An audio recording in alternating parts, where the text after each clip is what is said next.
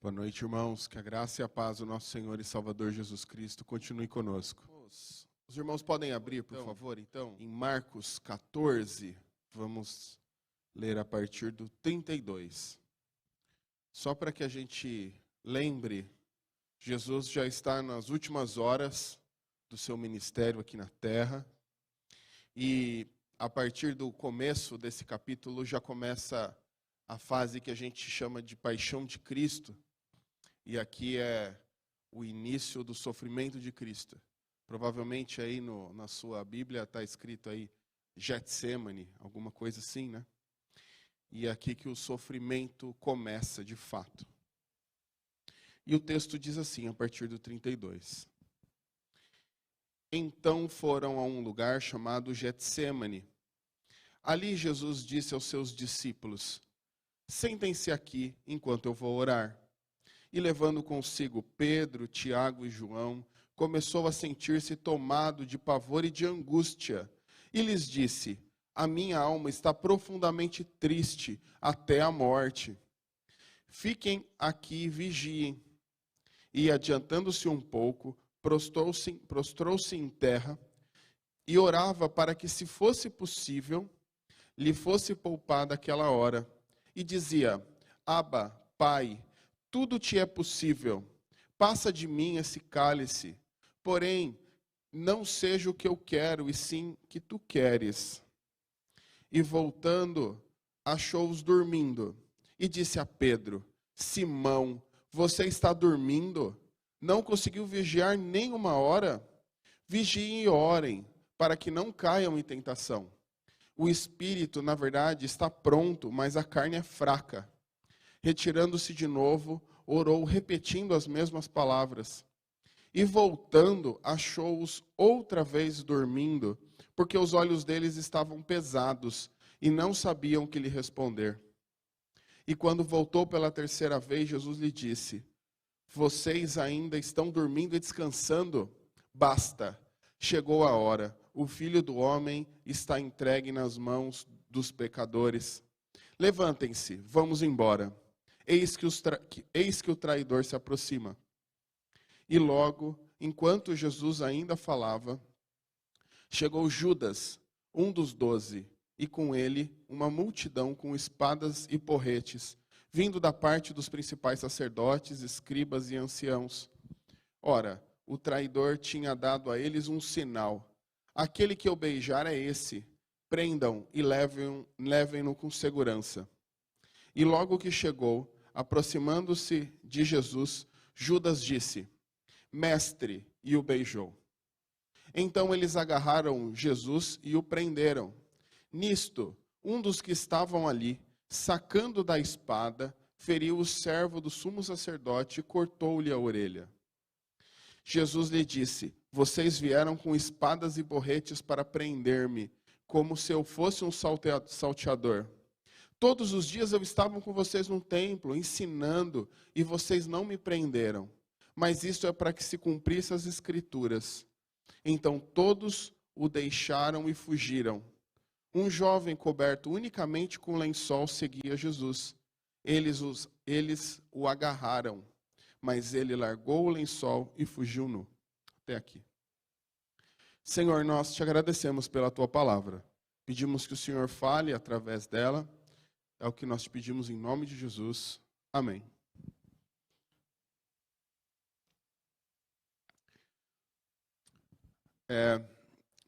Quando eu era criança, isso já se vão muitos anos, eu tinha uma prima que é alguns anos mais velha que eu, assim, quase 10. E eu lembro que eu tinha uns 5, mais ou menos, no máximo 6 anos, mas eu acho que eu ainda não tinha 6 anos. Por aí, uns 5 anos, mais ou menos. E eu lembro uma coisa interessante dessa época aí. Ela namorava com um menino e ela terminou o namoro.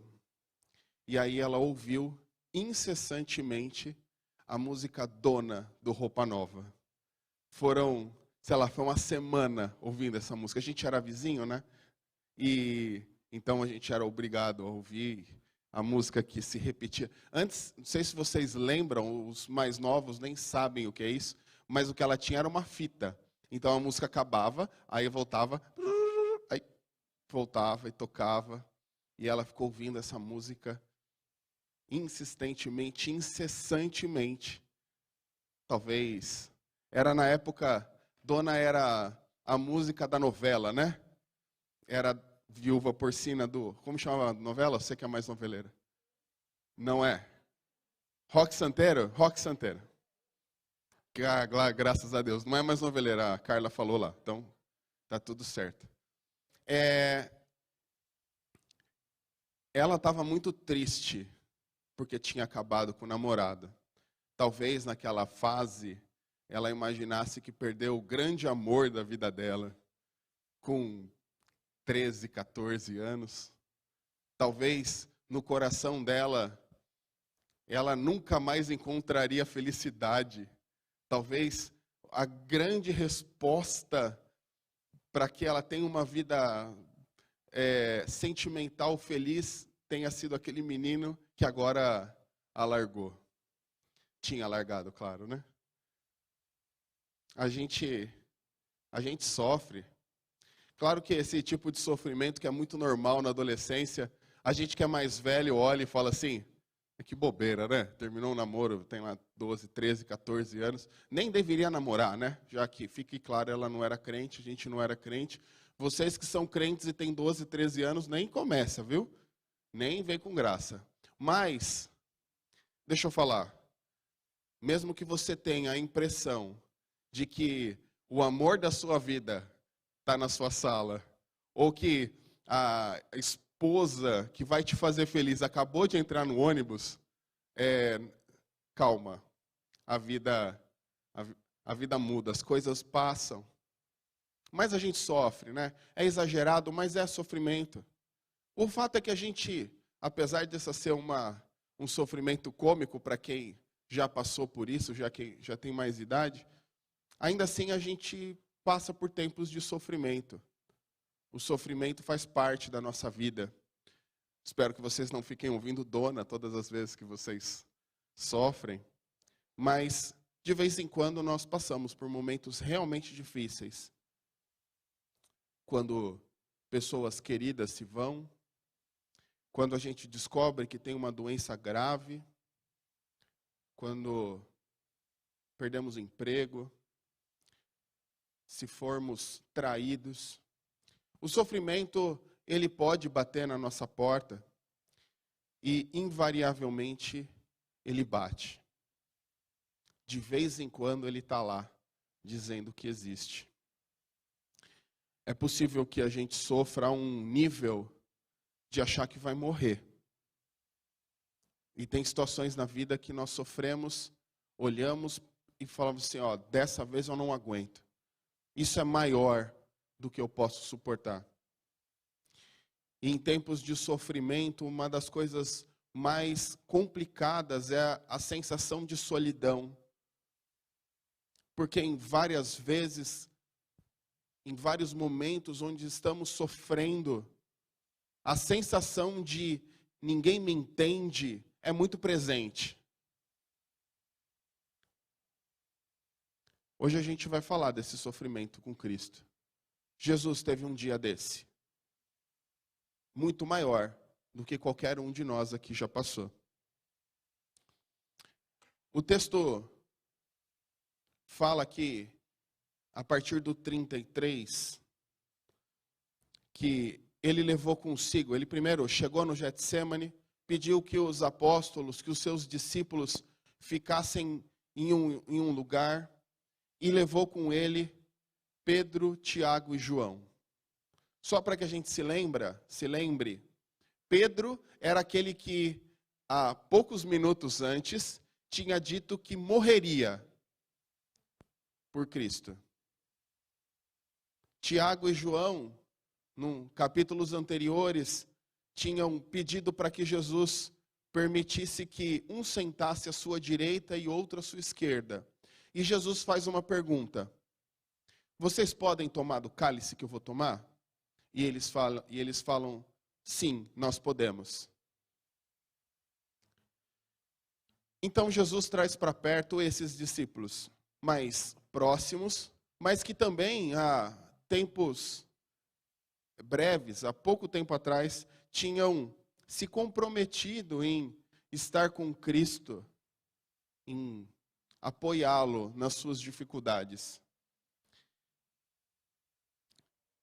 E quando Jesus chega ao jardim do Getsêmani, começa a sentir algo forte em sua alma.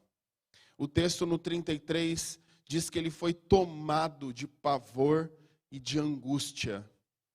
Ele foi tomado de pavor e de angústia. Jesus estava angustiado e apavorado. Jesus está sofrendo de fato. E ele sofre a um ponto de pensar em desistir. A sua natureza, Jesus é totalmente homem e totalmente Deus, mas a sua natureza humana clama a Deus, clama ao Pai, pedindo que, se fosse possível, que passasse dele esse cálice. Se fosse possível que passasse dele esse cálice.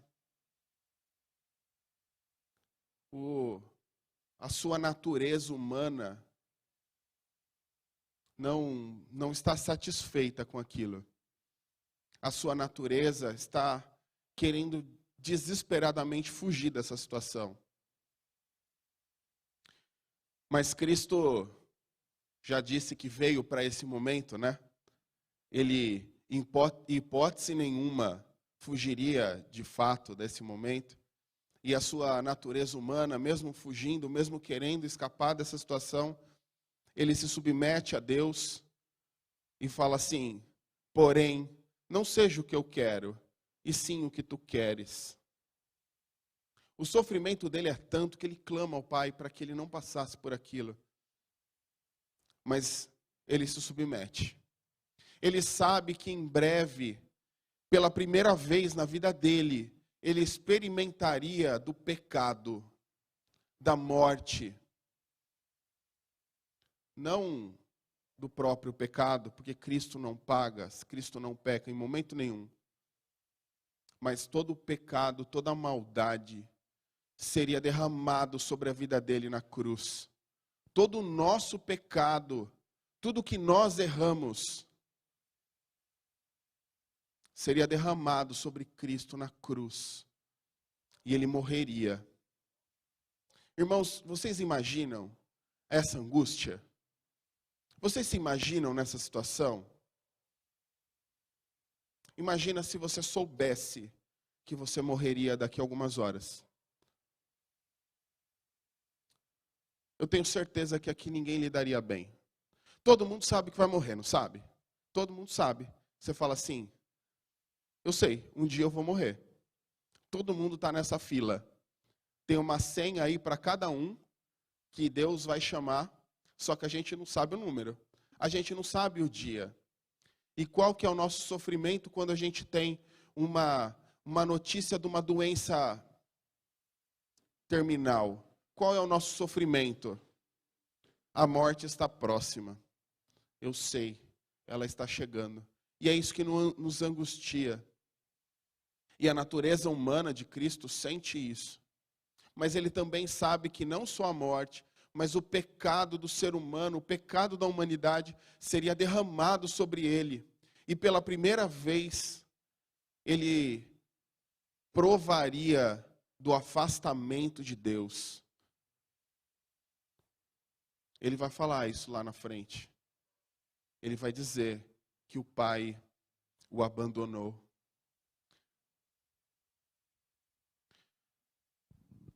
Então Jesus, ele está sofrendo. E aí ele também passa por um sofrimento mental inimaginável para nós. Inimaginável. Todo mundo aqui já sofreu. Marcos não conta isso, mas em Lucas 22 diz o seguinte: então lhe apareceu um anjo do céu que o confortava, e estando em agonia, orava mais intensamente. E aconteceu que o suor dele se tornou como gotas de sangue caindo sobre a terra. Irmãos, Cristo está numa angústia. Ele estava de joelhos, chorando, orando de maneira mais intensa, com agonia ao ponto de que o seu suor misturava com sangue. Tem explicações médicas para isso. Parece que quando a gente passa por situações de profunda agonia, os nossos vasos, nossas veias, não sei, artérias, vão fazendo pequenas fissuras e o sangue começa a jorrar, a sair mesmo das vias venais lá, das veias. Mas isso é uma agonia extrema. Isso é um ponto onde qualquer um de nós já teria desistido. E Jesus Cristo passa por essa agonia, esse sofrimento mental enorme. Mas ele também não só passa por isso, não. A dor vai aumentando e outros fatores estão envolvidos nisso. Jesus sofre também pelo fracasso dos discípulos. Veja, os discípulos tinham prometido que ficariam com ele. Mas ele pede para que eles orem, pede para que eles vigiem, não porque as orações dos discípulos teriam algum fator no caminho de Cristo. Não é isso. Eles deveriam orar para que eles não caíssem em tentação, para que eles não errassem, não entrassem em confronto, para que eles não morressem naquele momento, para que eles não negassem o Mestre. E os discípulos falham, os discípulos erram. Jesus vai até eles, deixa eles lá, vai orar, volta 3 vezes. E as 3 vezes eles estão dormindo. Nas 3 vezes os discípulos dormem.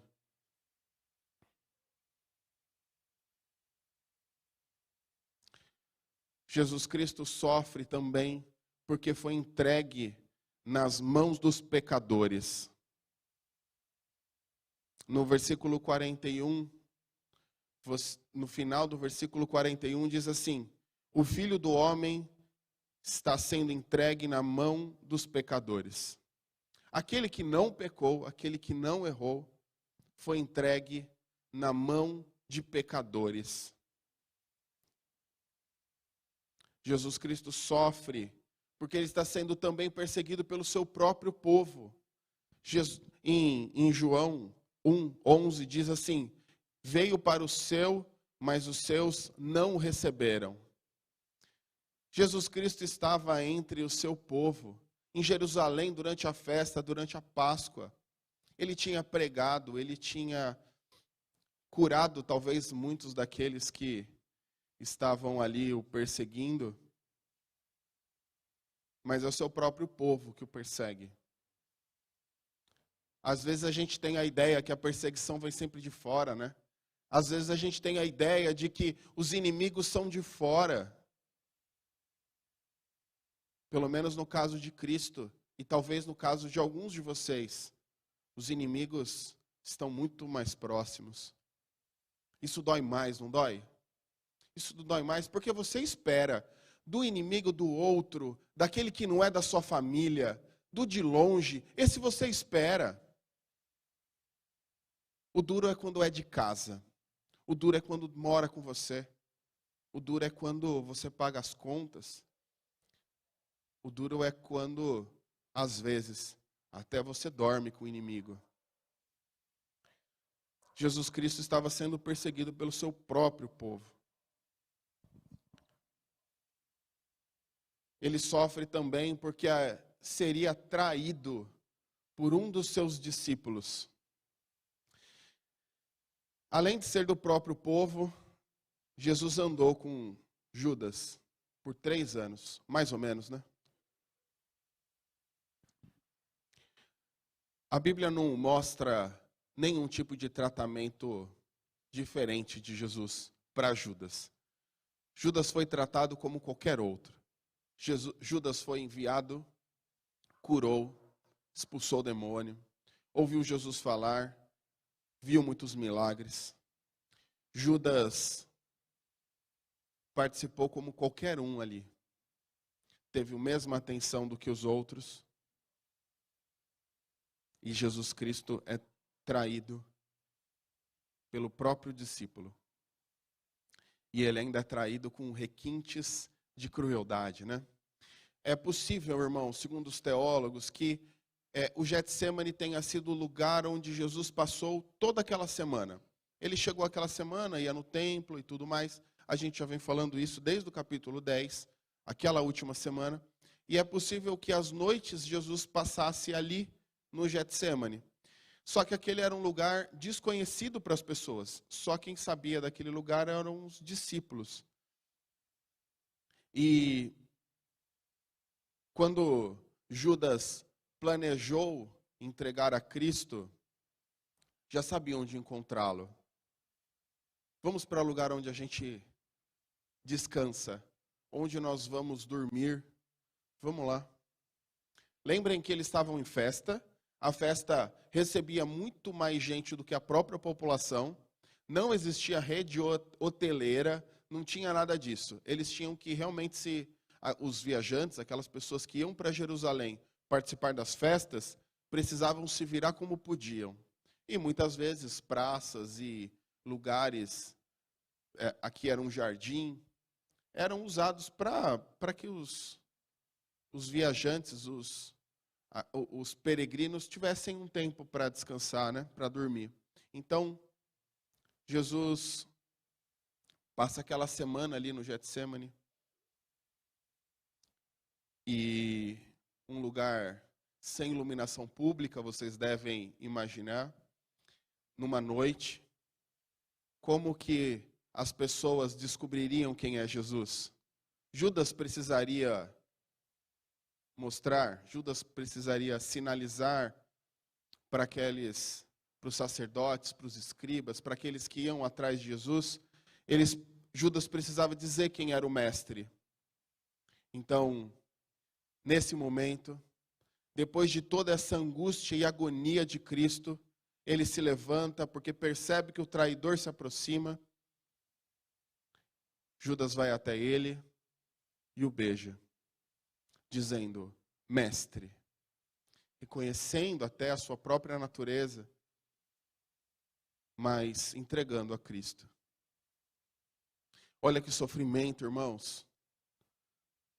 Se vocês não acham que isso é sofrimento, imagina você ser entregue com um beijo. Imagina você receber esse beijo, ouvir da boca do traidor a palavra mestre, e você não levantar a mão. Jesus Cristo aqui, ele não repreende, não empurra Judas, ele não tenta fugir de Judas. Talvez se a gente estivesse nessa situação, irmãos, sendo traídos, é muito provável que a gente respondesse com uma tentativa de homicídio, talvez. Quem aqui ficaria sem se manifestar numa situação dessa? Jesus ficou. Não aqui, mas em Mateus, Jesus pergunta para Judas só o seguinte: o que você está fazendo, amigo? Jesus o chama de amigo. E só pergunta: o que você está fazendo?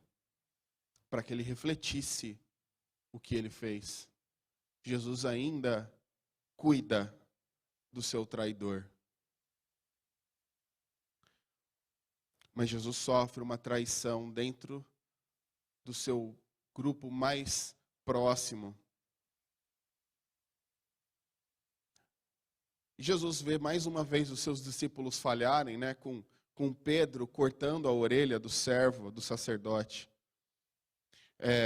A gente sabe que é Pedro, não por aqui, mas por João.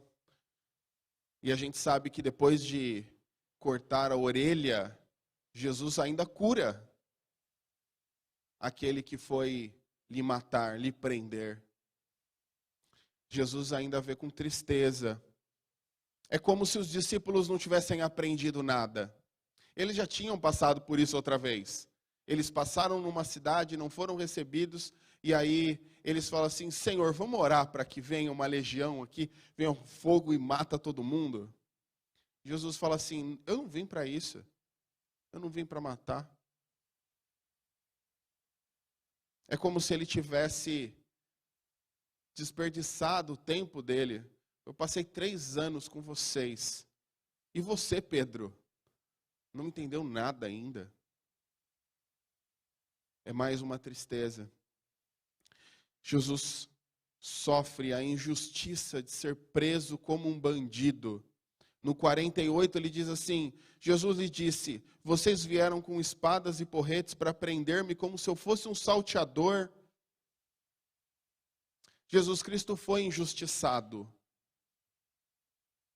O que ele tinha feito de errado, irmãos?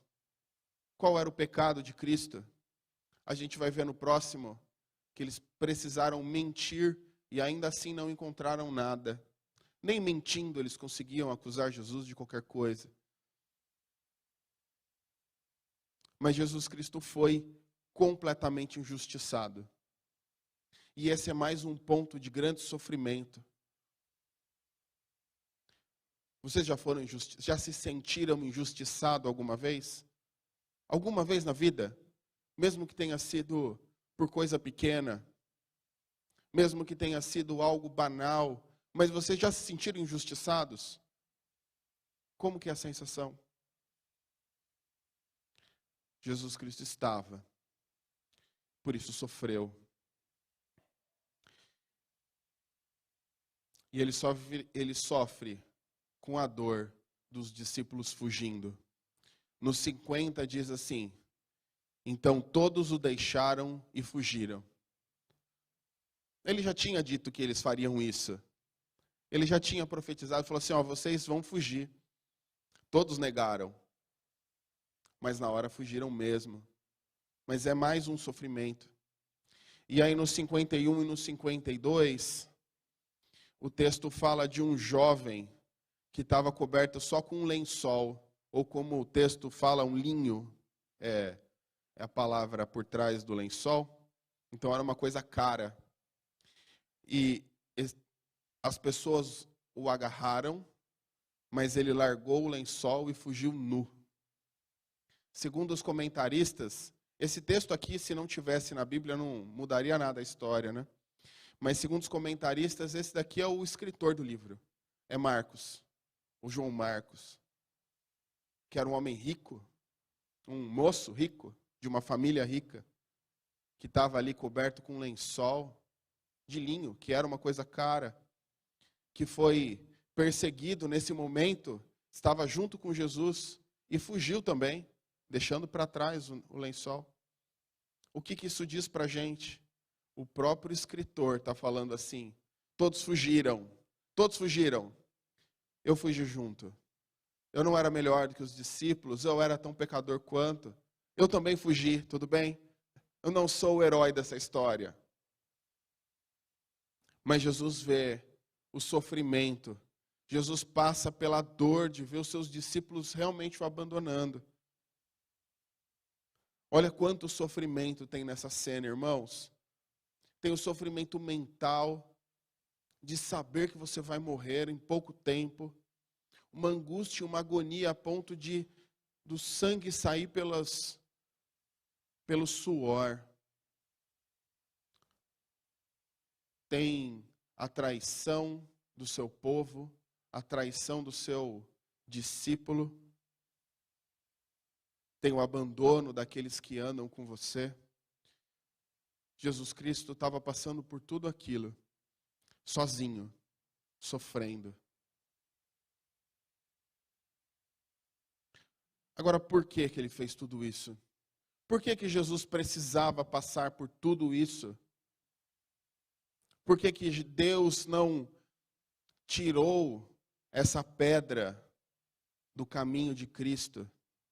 Por que que Deus não levou direto para o Gólgota, para a morte? Porque Jesus precisou passar por toda essa angústia e sofrimento. Primeiro, para mostrar para a gente que a entrega de Cristo foi completamente voluntária. Jesus teve aqui muitos momentos onde ele poderia desistir, onde ele poderia correr e fugir.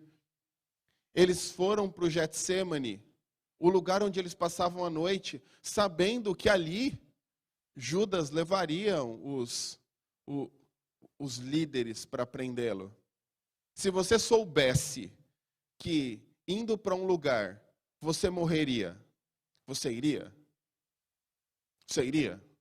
Não, não iria. Estou pedindo para ir porque a nossa morte não tem nenhum valor. A de Cristo tinha. Mas ele teve a chance de fugir. Ele teve a chance de não ir em encontro à sua própria morte. Ele poderia ter desistido quando o sofrimento foi tão grande que a sua alma pedia para que Deus não passasse, Deus permitisse que ele não passasse por aquilo. Mas ele se submete a Deus, ele se submete. Ele poderia ter desistido quando percebeu que seria abandonado. Ele poderia ter desistido quando a multidão estava chegando. Ele poderia ter desistido quando Judas o traiu com um beijo. Em todos esses momentos aqui, Jesus poderia ter fugido. Em todos esses momentos, Jesus poderia ter abandonado a obra de Deus, a vontade de Deus, para que a sua vida fosse salva. Mas por que que isso está no texto? Para mostrar que Jesus Cristo entregou a sua vida de maneira voluntária. Foi completamente opcional. Não foi um ato de sorte. Não foi algo que Jesus fez contra a sua vontade. Foi algo que Jesus fez de maneira completamente voluntária. Em Tito 2,14 diz assim: Ele deu a si mesmo por nós, a fim de nos remir de toda iniquidade e purificar para si mesmo um povo exclusivamente seu, dedicado à prática de boas obras. Ele se deu, irmãos. Jesus se entregou de maneira voluntária. E todos esses pontos onde ele poderia desistir, ele deixa claro que ele obedece a Deus, que ele vai fazer a obra do Pai e que ele vai entregar a sua própria vida de maneira completamente voluntária.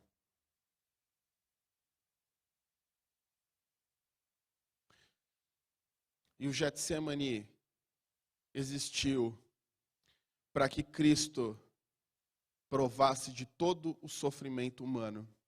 Todo sofrimento possível, Jesus Cristo passou. Todo. Ele passou por todo tipo de sofrimento. E vendo aqui, irmãos, ele foi injustiçado, ele foi abandonado, ele sofreu fisicamente, ele sofreu mentalmente. Foi algo terrível, nenhuma experiência de sofrimento humano está além do Getsêmani. Nada. E ele passa por isso antes de morrer e pagar pelos nossos pecados. Em Hebreus 4,15 diz assim: porque não temos sumo sacerdote que não possa se compadecer das nossas fraquezas. Pelo contrário, ele foi tentado em todas as coisas à nossa semelhança, mas sem pecado. Tem situações na vida onde nós passamos e nós olhamos para o lado e falamos assim: ninguém nunca passou por isso. Eu estou sofrendo a um ponto que ninguém entende. Ninguém sabe o que eu estou passando. Está além da minha capacidade. Eu não sei se você já passou por isso, espero que nunca passe. Mas tem momentos na vida, irmãos, que dá vontade de desistir mesmo. Tem momentos na nossa vida que dá vontade de morrer, dá vontade de abandonar essa terra. Podem ter momentos na nossa vida que nós realmente flertamos com o suicídio, porque o sofrimento é tão grande que parece que não vamos dar conta. E parece que ninguém está do nosso lado. Parece que ninguém nos entende. Saiba que o seu sofrimento não está além do sofrimento de Cristo. E quando Hebreus fala que nós temos um sumo sacerdote que pode se compadecer das nossas fraquezas, Jesus é aquele que nos liga ao Pai, mas Ele sabe exatamente o quanto nós sofremos. Ele já passou pela sua dor. Ele já sofreu o que você sofreu. Não tem nada que você vai passar que Jesus Cristo não tenha experimentado aqui. Em uma intensidade muito, muito maior. Jesus se compadece. Jesus sabe das nossas limitações e das nossas fraquezas. Então não imaginem que os sofrimentos que nós temos, tempos de sofrimento que passamos, não imaginem que vocês estão sozinhos. Não pensem que ninguém sabe o que vocês passam. Não pensem que Deus não se importa com você. Ah, Deus não se importa comigo. Muito pelo contrário, irmãos. Deus dá tanta importância para a sua obra, para o seu povo, que o próprio Filho dele veio e passou por coisas que todos nós passamos. E passou por todas em uma intensidade maior do que a gente pode imaginar. Maior do que a gente pode suportar. Se você está imaginando que tem algum sofrimento que Deus não te entenda, não é verdade. Deus nos entende. Deus sabe da nossa dor, sabe das nossas fraquezas e das nossas limitações. Outra coisa que a gente precisa lembrar é que esse Deus que sofreu tanto, também nos perdoa de todos os nossos pecados. Não tem pecado que Deus não perdoe através de Cristo. Jesus, ele está no início desse grande momento de sofrimento, dessa grande dificuldade. E ele passa por tudo isso para que nós tenhamos perdão nele. Eu não sei se você se sente angustiado, ou triste, ou amargurado, porque você é um pecador. Eu quero que você saiba que você é pecador mesmo, assim como eu. Nós realmente somos pecadores. Mas não há nenhum pecado que não possa ter perdão. O maior sofrimento de Cristo aqui, irmãos, foi que ele sabia que todos os pecados seriam derramados sobre ele na cruz. Sem pecado, levaria todos os nossos pecados. Porque ele levou todos os nossos pecados. Nós já estamos perdoados. Nós já somos perdoados por Deus. Porque Cristo levou na cruz os nossos pecados. Isso não é, em hipótese nenhuma, um habeas corpus aqui para que a gente possa ter uma vida devassa qualquer aí, perdido pelo mundo. Ah, se Deus já perdoou todos os meus pecados, então eu posso fazer o que eu quiser. Não, não é isso. Justamente porque você foi perdoado, você vai ter uma vida santa para agradar aquele que te perdoou. Mas não há pecado que não tenha perdão. Nada no mundo pode te separar do amor de Deus que está em Cristo Jesus. Como diz Romanos 8. Então, concluindo, eu quero que a gente saiba, eu quero que vocês saibam, junto comigo, que nós podemos passar por sofrimentos mesmo. Às vezes um sofrimento de um rompimento de namoro, que esse às vezes não é tão complexo, mas existem sofrimentos que realmente nos abalam. Doenças, morte, desemprego, problemas familiares.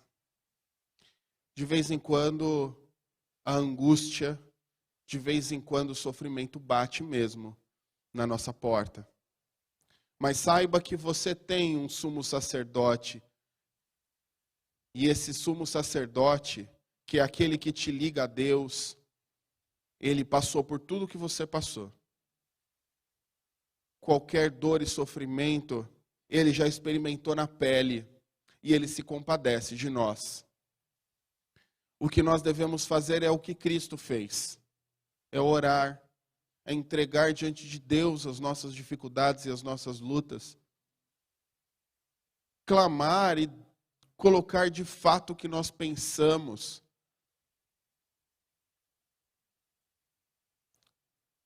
Deus não vai olhar lá de cima. Deus não vai nos ver aqui sofrendo e vai falar assim: como você é fraco, como você não suporta. Isso nunca vai acontecer. Ele sabe o que eu passei. Quando você fala que está sendo perseguido e injustiçado, Jesus sabe, ele já passou. Quando a gente ora e pede a Deus que nos ajude, porque fomos traídos, Jesus Cristo já foi. Quando a gente ora dizendo que o nosso coração está quebrado, angustiado até a morte, Jesus Cristo já foi, já passou por isso. Ele se compadece de nós. Então que nós, nos momentos de luta e dificuldade, o encontremos certos de que todos os nossos pecados foram perdoados e que nós temos livre acesso a Deus. Vamos orar? Pai, muito obrigado, Senhor, porque o Senhor passou por uma situação tão difícil.